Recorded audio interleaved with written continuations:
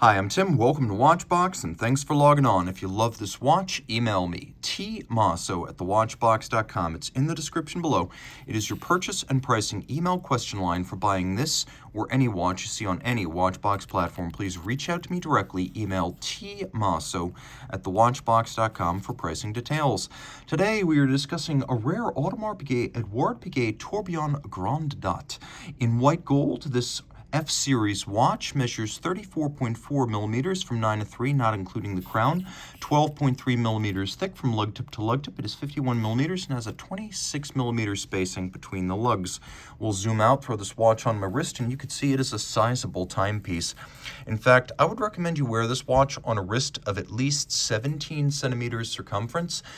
Though it's not projecting over the edge of my wrist, it's right out to the edge, and non-round watches always wear larger. This is a sizable watch in every dimension except thickness, so it will slide underneath the cuff, but it's also going to overwhelm a small wrist, so 17 centimeters circumference and up. The timepiece in white gold is weighty. It's a massive thing. You can feel where the money went, and it has a strap to match. The strap spacing is exceptionally broad at 26 millimeters, so though this is an F-Series watch, it is very much a modern timepiece in terms of its proportions. Taking a look at the strap, large rectangular scale, alligator leather, substantial bolstering to give it thickness, matte finish.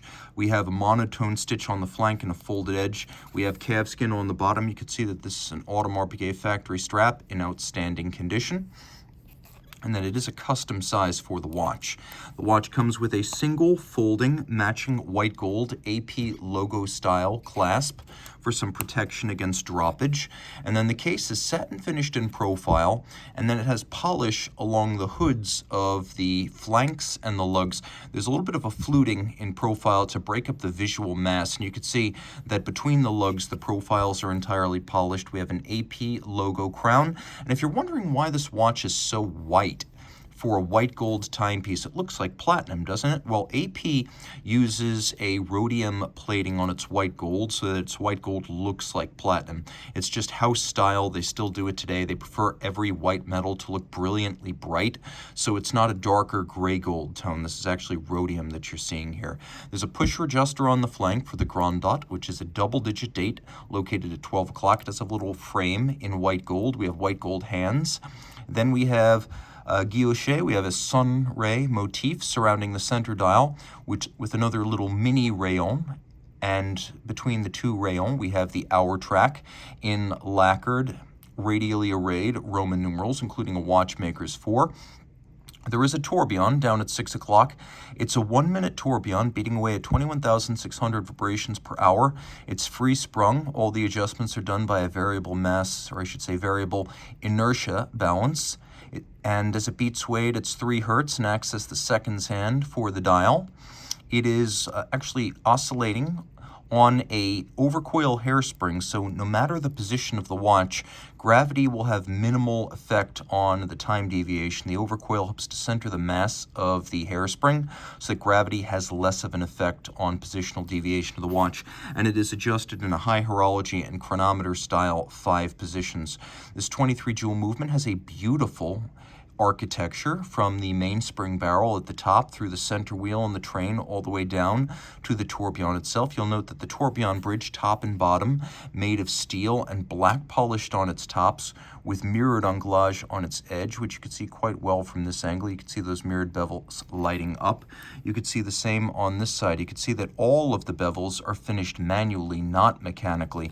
And this was Audemars Piguet finishing at the height of its ambition, as just counting casually, you can find 1, 2, 3, 4, 5, 6, 7, 8, 9 sharp interior angles where bevels meet in a defined cleft or crease.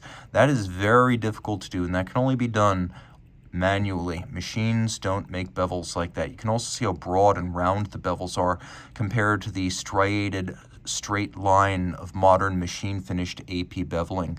All screw heads are black polished with chamfered slots in circumference. We have stripes across the bridges laid down by a abrasive wheel. You can see how good the anglage is there. You can also see satination on the wheels, and then there's solarization on the barrel itself with satination on the ratchet wheel. We have an extraordinary little click assembly up at the top of the movement, which is unique to this model and quite entertaining to watch. It prevents the barrel from running backwards, and the watch has a 72-hour power reserve. You can also appreciate that there's a little bit of an engine turning at the base of the tourbillon, a handsome and memorable and largely handcrafted watch from Audemars Piguet.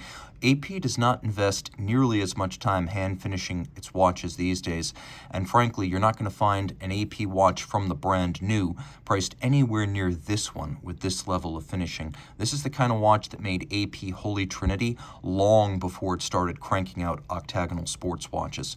Reach out to Team Mosso at thewatchbox.com for purchase and pricing details. Oh, one more detail, 30 meters water resistant, so don't take it swimming.